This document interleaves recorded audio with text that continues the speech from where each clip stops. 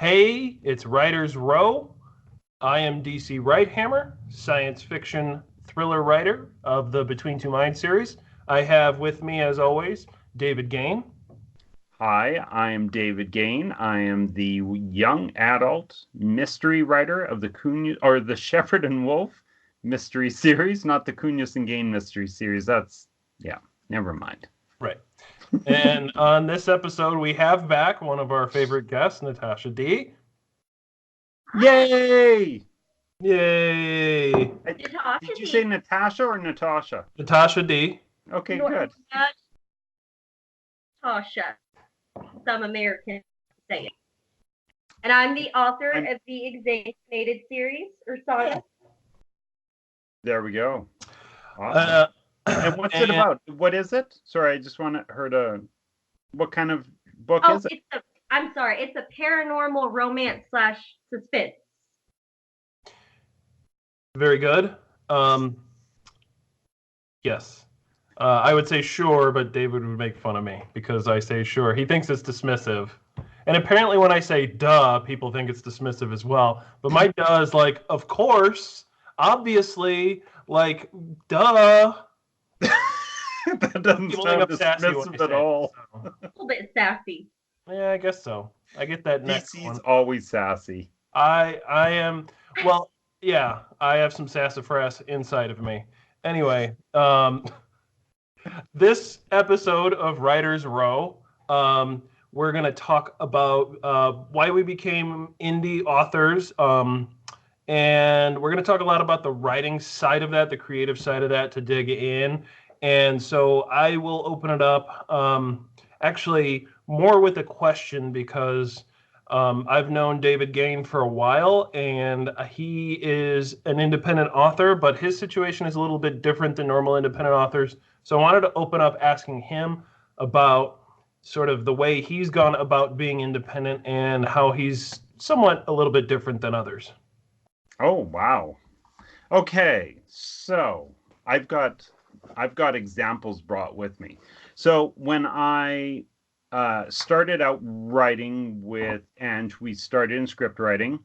I went back for my Master's of Fine Arts to the university to upgrade so that I could teach script writing at a university level because I wanted to have marks so that I could like make the students have something on the line so that they would actually do the work. Because I don't know if you know this about writers that are struggling. They don't always write unless they are forced. But when I was doing that, my film industry in the province, totally imploded because we had tax cuts. And so I came out, had really no industry to live, to go back to. And so I during my time at the university, I got to know a bunch of the short fiction writers that were coming up through school, and I said, why don't we just write put together a zine together, which was this one. So we put together a zine, a bunch of short stories, a bunch of poetry. It's called Swift Flowing because that's what Saskatchewan means in Cree, and Swift Flowing River, I should say. And so that's kind of how I got into doing my own indie published stuff, was me just putting this together and having grand dreams and everything. And then afterwards I said to my writing partner, I'm like, it wasn't that hard. I think we could do this. Let's do a novel instead of a screenplay. And so we came up with the idea for Along Comes a Wolf, and we self-published it. And this is the original book cover. I'll just, for comparison, that's there we go. I figured out the math on that. There you go. So anyways, this is the first version of it, published through Kindle, and two things that came out of this is it was a nightmare for me to publish. Sorry, I got an itchy eye as I'm telling you this story. it was a nightmare to publish just because we had this weird glitch in it that I actually had to go into the code to try and fix because of the program that I used to export it as an EPUB. So that was a nightmare. The putting together the book was fine, but it was its own challenge. And then when we got it put together and we sold our first however many copies that we did that first couple of days to our friends and family, I was exhausted and I had no more energy left to market it. And then so it was part of it was just the troubles of getting it out there, but then also just the lack of energy to market and everything like that. So I ended up doing a business development course for creatives, sitting in the middle of that, and I suddenly realized that I did not want to do my own publishing for my indie books. And so I ended up looking around. We started contacting all different, there's these publishing services. You pay them a certain amount of money, they'll assemble your book and everything like that. And so I was looking into those, and what we ended up finding was a person who works locally, Your Nicholsworth Publishing. Her name's Heather Nichols. She lives in Regina, Saskatchewan, Canada, and I will always brag about her.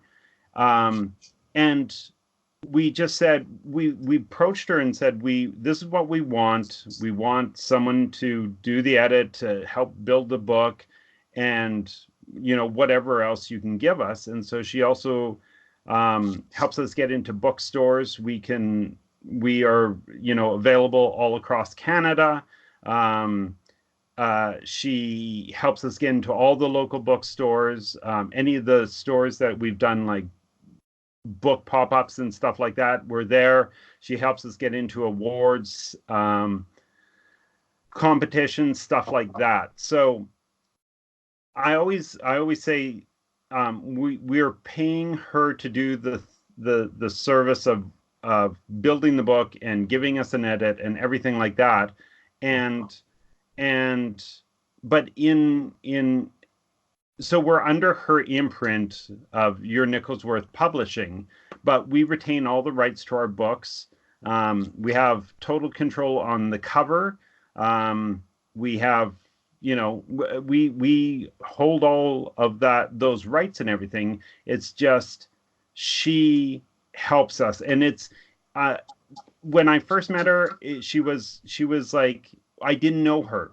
It was our first meeting. We met at a coffee shop, and that's how it started. But now I see her as a friend entirely, and I see her as a part of our team. And as we've been doing it over the past couple of years, I look at publishing as more a part of our team. Like if you go on our website, you'll see I list her as a part of the team. I list our printers as a part of our team, because they're all the people who are helping make us be Kunos and Gane. Mm-hmm. And I'm we do pay money to have that service, but it remains to us. And her editing and her content editing and her proofreading is phenomenal. Like she fights for the writer or for the reader, and she fights for the story, which is fantastic.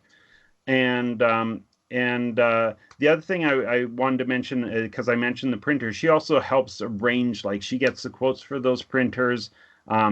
She knows the print styles. Like it's hard to see, but our cover has like a bit of a gloss to it, which we never had on our first book. The printer now has like this raised lettering if we wanted to go that way. She knows about that. So, she's been doing this for, I don't even know how many years. She's bringing all that knowledge and helping us do the best version of our books. So, yeah. Does that help? Absolutely. Because I think you described yourself as a partner. We call ourselves a partnership. She's a partnership publisher. Right. Is the way. It's also sometimes called a hybrid publisher, but that gets into weird issues with some people. So, Well, and I think that's fascinating. And I think with Natasha Dee, I actually don't know her indie author journey, so I'm really interested to hear. And by the look of her face and that she's taking a drink, I'm thinking that she has a good Sure. story to tell. So I'm going to hand it off to her to tell us her indie author journey. I actually have That's the one. We got to Is know that what that is. absinthe? No, it looks like absinthe. It is actually pickle juice. oh, it'll keep you hydrated, I guess. Yeah, it gets the cramps, the body flowing and all that. Yeah, what you I said. actually have my best friend. She's in the other room. If I need to bring her in, by all means, I will gladly bring her in for this. For more drinks? Oh no! About this whole journey at self-publishing. Okay. Yeah. Oh, man. Oh, it was finding out that I was able to do it was one thing. I had for years. I had these ideas running around my head and I would write it, and I got made fun of and all that kind of fun stuff. But I didn't finish a novel until Samada's Thesis, which is book 1 of my series. I finished it about 3 years ago, maybe. And I'm sorry, I can't keep a straight face doing that. Anyway, we went with damn it, David. I got drinks every time you do. Oh, my beverage is out. I'm So. surprised I want to figure that out. So, Oh, jeez. I was gonna wait till the end. I brought the coconut back from our first episode. It's so beautiful. Yeah, I like it. We got it for my best friend's birthday because she hates coconuts and I hate mint, and we always fight about it. So for her birthday, we threw her a coconut luau. It was pretty great. Anyway, back to self-publishing. I had, in about August of, I think, 3 years ago, I believe it was, I had Amy and Melissa, calling them out. They were my two best friends. They had read part of my series, just little snippets, and they kind of pushed me to finish one. And so it was like, as soon as I finished one, I was popping out manuscripts in 2.5 weeks. Just crazy, ridiculous. It was just, I loved it because I have like 14 manuscripts and I'm just like, I need 2 more before I have the first 14 done. You're killing me. I didn't even drink.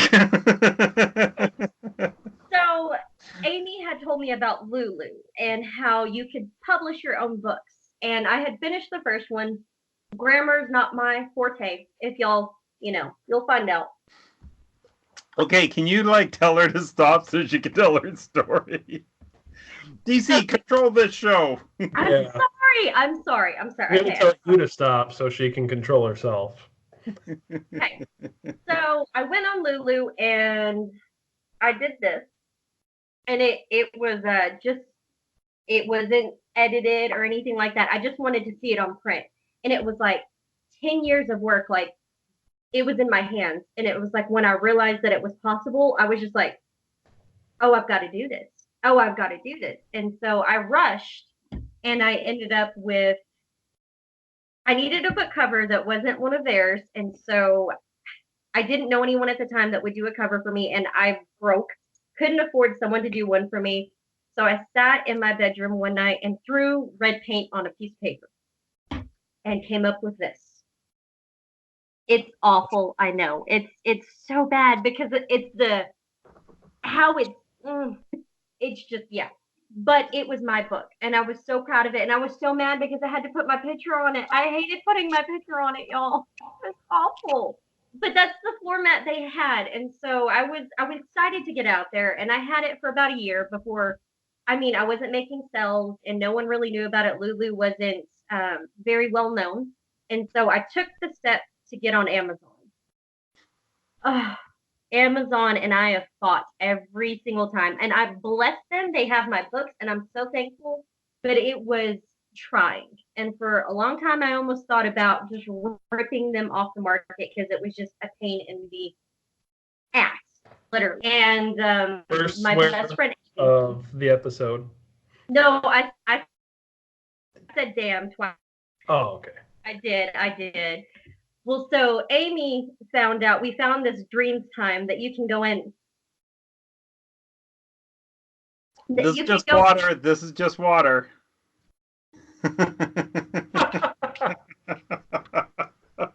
I'm prepared. I'm so sorry. I gotta like hide this drink from myself. I'm sorry. It's just, I had to do it. I got dared to do it, so I got to do it. Anyway, so we went on Dreams Time and we found these pictures that you could get. They're royalty free. And the only issue was technology doesn't like me at all. I am a technology jinx. And so it was like trying to create the cover. I couldn't figure it out. And bless her soul, Amy knows how to work Photoshop, all that kind of stuff. And we found this perfect picture that actually has 5 pictures, I believe it is, that goes along. Ooh, okay, I'm giving a little bit away. So Mata's thesis has probably about 5 books. Sorry, I gave that away. I wasn't supposed to, but it has about 5 books in that series, and they all are the same girl. And I was very lucky that I ended up with this cover. This is actually the 3rd cover. I have a 4th one now because we changed everything to saga instead of series because there are series within the saga, and it's easier to say instead of series, there's a series within the series. It's easier, and yeah, we didn't figure it out. And my picture's not on the back anymore, y'all. So I'm happy. The new one's coming out doesn't have my face on it, so that makes. I was like, wait a second, your photo's right there. No, this one, I don't have the new ones yet because this whole past couple months we've been redoing the first 2 covers because we had to do some work on them and change everything to Saga, and then she did it with Photoshop instead of the free version, and then on top of it we had to redo. We had to do my last cover. And so, I mean, it was a pain just because I'm a technology jinx and I didn't understand it. But my books are out there. Like I can go to my local Barnes and Nobles and they have copies there because I did a signing there. And there's only 1 copy left, and that makes me happy. But it was definitely a journey, but it's something of I don't know how to market. That's my issue. I don't like being pushy and like, hey, read my book. Hey, read my book. Hey, read my book. But I got them out there. That's step 1, writing it and getting it done. And it's like all a learning process. And having it on my own, it's like I don't have to worry about someone butchering the cover or the contents because I have lots of Easter eggs and all of my books connect. So it's I'm glad I went indie. I was told when I was looking for publishers that I write so much and so vastly, and that the best option for me is to do indie. And at some point, a traditional publisher might find me and bring me on. But that the best thing to do is build up my social platform and publish through indie. So that was an agent, correct? Yes, it was an ex-agent. It was one of those you call and do all the advice and stuff like that because I'd been querying. How do you say it? Query. Querying. Okay, sorry, my impediment. But yeah, I got told, I called and he was an ex-agent, and that's why he knew a lot about the industry. And I told him about my series and I told him my plans, and he was just like, you don't write to fail. Like this is something that, because I could get discouraged very easily seeing all those queries, the rejections, and it was just the water. Darn it. I was thirsty. I'm sorry. But yeah, that's Amy, on the other hand, the other room, I could bring her in here and she could tell you about how much I cursed and swear over trying to put these things through there. But seeing the end result, it was just amazing. Because I've been fighting for this for over 10 years to get this series and to do this. And it's just, it was worth all of the pain and heartache, even if it wasn't at the time at all, trust me. But I guess that's why I chose indie. Is just, I write so much. There's so much to this series. This is the best option for me to get my work out there. Yeah, and I think I will echo some of the things you all are saying that, I wasn't sure. For me, it was more like, well, what do I do?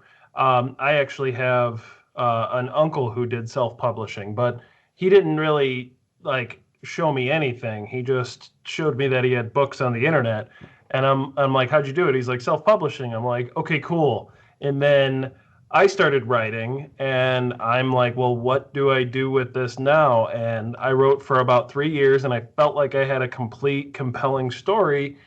And then I'm like, but I need it professionally edited. So I looked for a professional editor, and I found someone who I like a lot, and I reached out to her, and she was really great. Like she really put my story through the paces. She did the format editing, she did the editing, she had someone else do the proofreading, um, and I walked away with files ready to publish. Like it was perfect. Like it worked out for me. I think the part of my indie author journey was okay, great, and I put up my work, and then I didn't have any plan, like you had mentioned, Natasha, that to how do I actually market this? How do I actually get it into people's hands? Um, and so, without talking too much more about the like getting to the point of being an independent author, I think that it's a great way to get things out there, but there's just so much to it. With great power comes great responsibility, right? And so you get to control virtually every part of the process, whether you want to or not. And that I think is where I think we could probably have a clinic where we all just sit and we all probably drink a lot and we all talk about our indie author journey, much like we have done here tonight. And we'd probably cry after about 30 or 40 minutes. And that's okay. I think what I want to do is take a step back because I think there's a misconception. So I think if independent authors are watching this, they get it. They understand the process. They understand the hardship that we go through. But in terms of storytelling, what do you think? And I haven't met a whole lot of traditionally published authors, but what kind of power do we have from a writing perspective, storytelling perspective, that traditionally published authors might not have? I'll go back to David real quick to give his thoughts on that. Okay, I'll try and keep this quick. So, there's been a couple of things that I've kind of come across.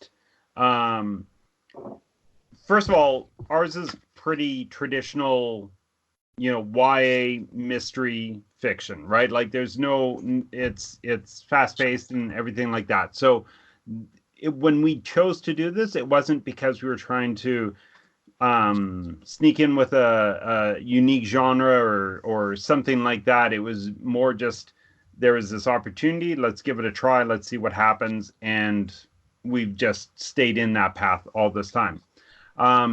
But I've recently I was at at some events that I got the opportunity to talk to people in my genre that have been traditionally published, and I'd say actually I met one that was traditionally published and one that has done a bit of both sides, which tends to be a lot more lately, where they're trying both sides of this process.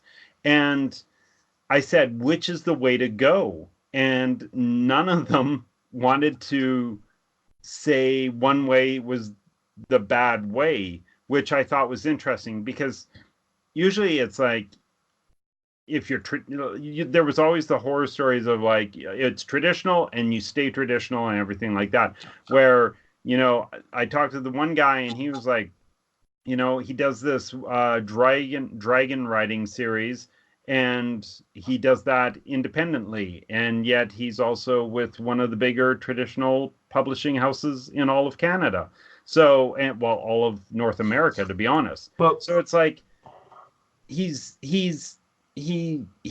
was because of the genre, but the woman that I spoke to, she was like, yeah, like you do whatever you do. It doesn't really matter. It's more about just doing the work and putting it out there, and bringing for I guess I will say for Ange and I, we really believe, try and bring as much quality into the process as possible, which is one of the reasons why we work with Your Nicholsworth, because the version of our book before wasn't as good as this version. And, you know, the fact that it's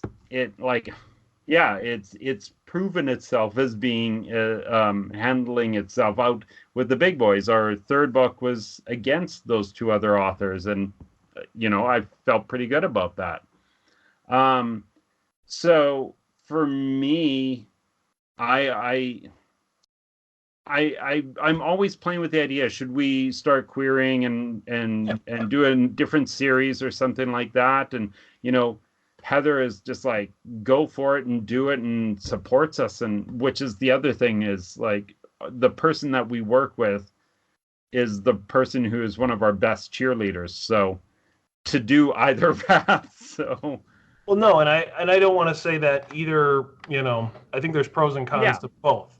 The point that yeah, I was making is that there is a certain amount of storytelling power that comes with being an indie author. I think, at least from my experience, what I've seen is that with traditional publishers, that they do want to not stifle creativity by any means, but they do know what sells. They do know what they can market. They do know what direction they can take a story that might appeal to the readers that they know better well, than yeah. perhaps. Well, and I think that's the thing that kind of gets in the way for a lot of people, is that their story is not the story that everyone else is looking for at that moment, right? So that gives them the opportunity to tell their story, whether it's, you know, hot or not, sort of thing, right? Which, yeah, I really like that. And then, sorry, I'm going to let Natasha speak, Right. but I also have a story that I know of a friend of mine who, first book was traditionally published, second book, she was trying to get it out. Like, she had it written when once the first one was out, and it got stuck in editor hell, and it took forever. And she eventually, I just saw her recently, and she said, yeah, I pulled it out of they finally said, this is it, this is final, it'll go to the next stage 3 weeks from now. And then she got a call shortly afterwards and said, yeah, no, there's more edits. And she pulled it out, went to a smaller publishing house, and now it's been smooth sailing. But like, I think that's the other thing that you're kind of talking about, is that, you know, there, once you bring other people in, they start making choices that you may not have control over, right? Sure. And that's the thing that gets in the way of story. Now, you know, I'd be curious about something like your kind of story, DC, or and also Natasha's, where it's like, I know what your subject matter is, or the way you've built your story for DC, which, you know, there may be pushback, and then it's always that choice of, do you follow through on it, and listen to the team that is trying to help publish your book, or do you just say, you know what, I'm good, I'm doing my own path here, sort of thing? Let's give the final words to Natasha. She was so kind to be on the show. So, what kind of power do you think comes with being an independent author? Well, so I've been told that my books are not Hollywoodized, and I take pride in that, because yes, they have vampires because I love vampires. I love that fantasy twist, but mine have a realistic nature, a real raw nature about them. Like, the one is about a girl being beaten and raped her freshman year, and so she's mute by choice. And it's like, it's really in depth. You know, you see with some of these traditional publishers, they don't give details, and like, okay, she'll be mute for maybe one or two chapters, and all of a sudden she's talking. And it's like, it takes Spencer the entire story to like build this trust. And I feel like being an indie author, I can do that. Like, I can have all these Easter eggs in these, I can build them the way I want, where it's not Hollywoodized, where it's more realistic in that nature. And I feel like that's the difference between traditional and that. And, you know, sometimes I'll go pick up a traditional book, and the format, everything is so similar. And I notice that the voice sometimes gets stripped. That, I don't know if y'all have ever noticed that, which I don't know if it's the editor or whatever. I just feel like sometimes the voice gets stripped away, and I feel like with indie author, it doesn't with mine. Dang it. Darn it! I thought I won that one. Sorry. Keep talking. I feel like with indie author, I don't have to do that. Like I can keep it the way I need to, which I do consult with my two best friends. Like, am I going too far here? Do I need to, lasso it in? But I feel like my voice is really strong in those. I've always had a strong voice. While grammatically it's not always correct, it's mine. And you understand it. Like I have a way with it. And for the longest time, traditional has always been like the big goal. And maybe someday I'll get there. I don't know. But at this point, I feel like I'm getting my books out there. And the biggest goal for me is to help that one person that needs it. And if that means just doing MD for the rest of my life and dealing with the headache once a year of trying to get all this taken care of, then I'll do it by all means because that's the main goal. While it's hard and difficult, it's rewarding because you get to pick this book up and say, not only did I write this, I edited it, I formatted it, I designed the cover, I did all of this work rather than just giving it to someone and having them do it, which is great. There's nothing wrong with it. Just for me, I like having that control and being able to say, this is how I want it to go. Yeah, it could be strong in this. It's a little bit, more detailed than maybe it necessarily needs to be, but that's how I need the book to go. I mean, And I think that sums it up. I think it's a good place to drop the topic of being an independent author and the power that comes with it. He's taking it. He drank. I saw it. We're going to do some really quick self promotions. And I will let Natasha Dee actually go back to what she just talked about. I'm going to let her do her shameless self promotions at the end of the episode. So I'll hand it off to her real quick. Froze. Uh-oh. Okay, there. Can y'all see me? Sorry, y'all froze for a second. You're good. Okay, shameless promotion time. I have 3 different books, so I'm going to kind of just run through it really quickly because I know we're running out of time. I have book 1, Samara's Thesis. It is the first one in my saga series, and so I have this vast saga that has different individual characters and plots, but that all end up interwebbing and connecting with my main antagonist, Chaos, who a lot of people miss, actually talks to them at the very beginning. If you pay attention to these little inserts, he talks to you. I have book 2, which is Withering Sapphire. This one was very hard for me because it relates to my life. I grew up with an abusive mother, an alcoholic abusive mother, and so does Eclipse. And it's my books, yeah, sometimes the vampires save the day, but a lot of the time the main characters kind of, I have a lot of badass girl characters and male characters that they save themselves because I feel like in society we lose that. I love fairy tales, I love romance, but sometimes I think kids need a little bit more realistic nature than, some of these others. And then, I'm sorry, I still don't have my cover for my other one. We've been working on it shamelessly for like weeks now. I've already told you about that in the last video. It's book 3. And this one is about Allison, and she's a rambling idiot is what everyone calls her because she rambles a lot, kind of like me. And this one actually really immerses people in my vampire world. I have different breeds. This actually goes back to the Mayan times, and it describes where vampires come from and all that kind of stuff. So, Very cool. David, what do you have for shameless self-promotion this episode? I am going to just self-promote www.cunosandgane.com, where you can buy our books, our t-shirts, Write Like a Mofo, and Write Like a Mofo and Read Like a Mofo, and we have stickers there, and we have DC's book and WB's book, and we may have another book by the time this gets released. So, yeah. So we'll see what happens. Another book from another author, right? Yes. Yeah. I wish it was one of my books because that would make my life so much easier. But I will just self-promote Wright-Hammer.com. I got the Hammerman domain. It is still live. It's new. I'm selling books on my website. You can get autographed book 1 and book 2 in the Between Two Minds series. So go to Wright-Hammer.com and check it out.